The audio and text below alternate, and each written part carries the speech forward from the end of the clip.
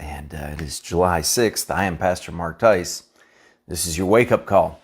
Well, yesterday morning, if you were with us yesterday morning, we began the morning by looking at Galatians 5:1 and being reminded that we were to stand fast in liberty that we have in Jesus Christ. And that was not to, we were instructed not to lose ground. We were to hold to those things that we find from the Scriptures. And we can never satisfy the law, and that's what he begins with telling them in this 5th chapter. He says, you just can't uphold it until you have liberty in Christ, and don't be entangled again under this yoke of bondage. Well, if you travel down about 9 more verses in this chapter, we're reminded that we don't need to fool with it, not even a little.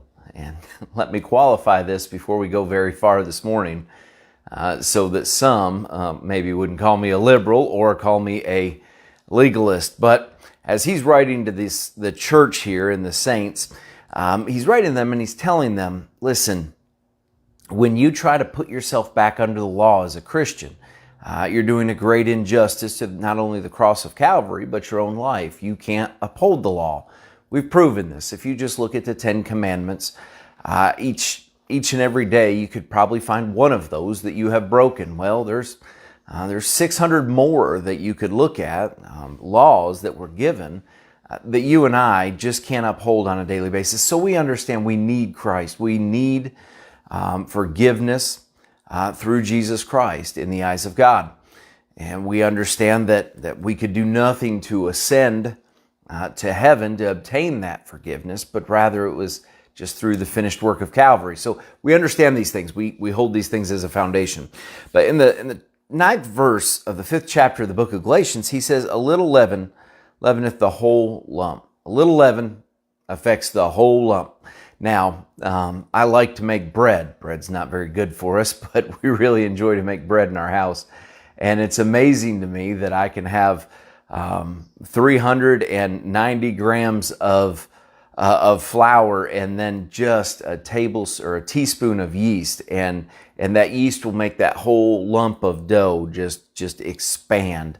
And I rather enjoy that. I enjoy it the more it expands and the more little pockets that are created in it, and it gets a nice texture about it. And if you can tell, I really like bread, but that little bit of yeast just puffs up that whole thing. And when we begin to dabble back into legalism or even liberalism, when we go into a place where we forsake everything that God has said, or we go into a place where we have forsaken the blood and the grace of Jesus Christ, and we're trying to do it by the law, why it's not just affecting a little part of our life, it's going to get the whole part of our life. Now, does that mean that Christ will abandon us? Absolutely not. But it'll mean you are one miserable individual. So he's talking to the church at Galatia here, these saints. He says, listen, he says, you did run well. He said, everything was going so well for you. And who hindered you?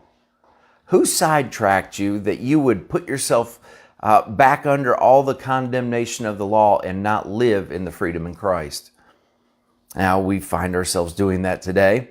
We find ourselves doing that in the church, and we find families doing that with various things. They plunge themselves just a little bit. They feel like it's just a little bit, and the next thing they know, they're fully engulfed. I want to challenge you today. I want to challenge you to stand in the liberty that you have in Jesus Christ. And may that drive you to a walk with Him on a daily basis that keeps your life clean. And I want to challenge you to hey, Christ said that one tittle or one jot shall in no wise pass from the law till all be fulfilled. That means that His word's going to stand. So just like 3,000 years ago, it wasn't good for us to kill somebody. It's not good for us to kill somebody today.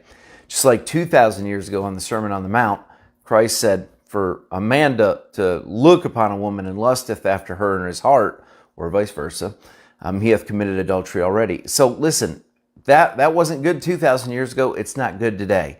You understand what I'm saying? Don't let a little in, because when you let a little of any of this in, it affects your whole life. And so let's stand fast in the liberty that we have in Jesus Christ. Freedom from the condemnation of the law, freedom from sin, and let's move forward as Christians in today's world with a good biblical worldview, encouraging others that there is freedom in Christ. Well, I hope that you have a wonderful Wednesday. Pray that God